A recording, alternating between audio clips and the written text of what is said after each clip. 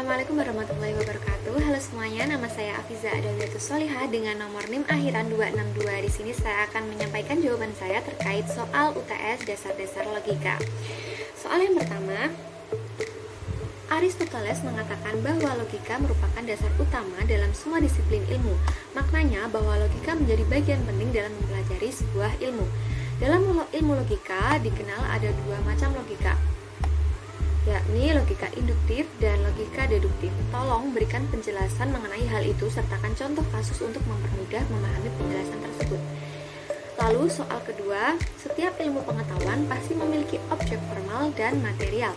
Misalnya, ilmu alam objek formalnya perubahan dan bangun benda. Ilmu kimia objek formalnya susunan benda, sehingga bisa dikatakan bahwa objek material kedua ilmu tersebut adalah benda. Berangkat dari penjelasan di atas, apa yang dimaksud dengan objek formal dan material ilmu logika serta sebutkan cakupan objek formal dan materialnya. Saya akan menjawab pertanyaan nomor 1 terlebih dahulu.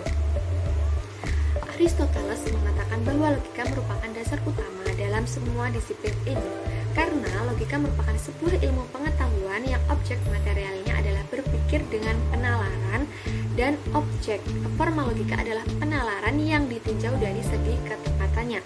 Dan alasan mengapa logika menjadi bagian penting dalam mempelajari sebuah ilmu, karena konsep bentuk logis adalah inti dari logika. Konsep itu menyatakan bahwa kesahihan atau validitas sebuah argumen ditentukan oleh bentuk logisnya, bukan oleh isinya. Dalam hal ini, logika menjadi alat untuk menganalisis argumen, yakni hubungan antara kesimpulan dan bukti-bukti atau bukti yang diberikan atau premis. Ilmu logika itu dibagi menjadi dua. Yang pertama ada logika induktif, yang kedua ada logika deduktif.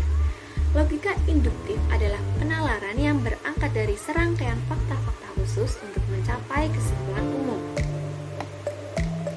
Contoh argumen induktif, kuda Sumba mempunyai sebuah jantung, kuda Australia mempunyai sebuah jantung, kuda Amerika mempunyai sebuah jantung, dan kuda Inggris mempunyai sebuah jantung. Jadi dapat disebutkan bahwa kuda mempunyai sebuah jantung.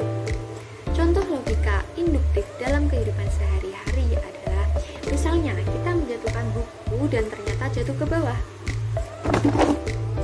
Kita menjatuhkan ballpoint dan ternyata jatuh ke bawah.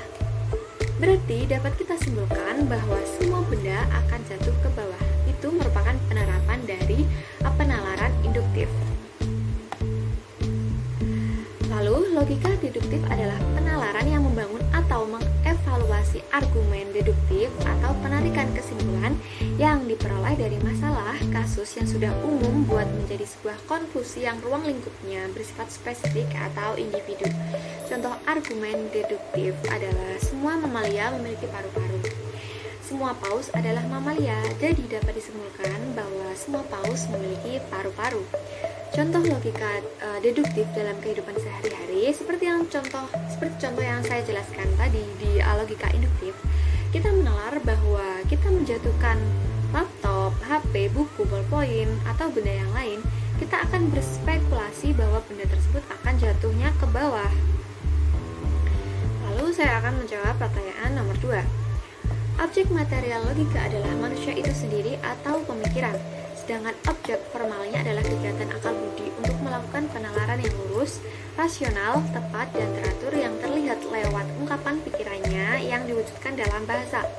Singkatnya, jika objek material adalah sesuatu yang dipelajari, sedangkan objek formal adalah cara yang digunakan untuk mengetahui sesuatu atau pengetahuan itu sendiri. Dalam objek formal ada dua bagian, yaitu spesifikasi dan perspektif. Pengertian dari spesifikasi ini adalah sesuatu yang kita teliti melalui bagian terkecil dari materi, yaitu sebagai bentuk atau ciri-ciri dari objek tersebut.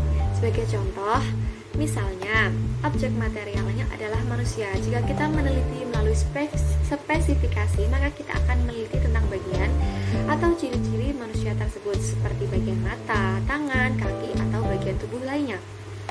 Sedangkan melalui perspektif, maka kita akan meneliti atau mengkaji ilmu dari sudut pandang pengkaji atau peneliti. Dalam Dalam konteks manusia sebagai objek material, maka dalam pandangan atau kajian perspektif, maka yang dipelajari bukan sisi jasad di manusia, melainkan ideologi yang dianut oleh manusia tersebut ataupun perilaku nyata dari manusia. Sekian jawaban dari saya. Apabila ada kurangnya, mohon maaf. Sekian, terima kasih. Wassalamualaikum warahmatullahi wabarakatuh.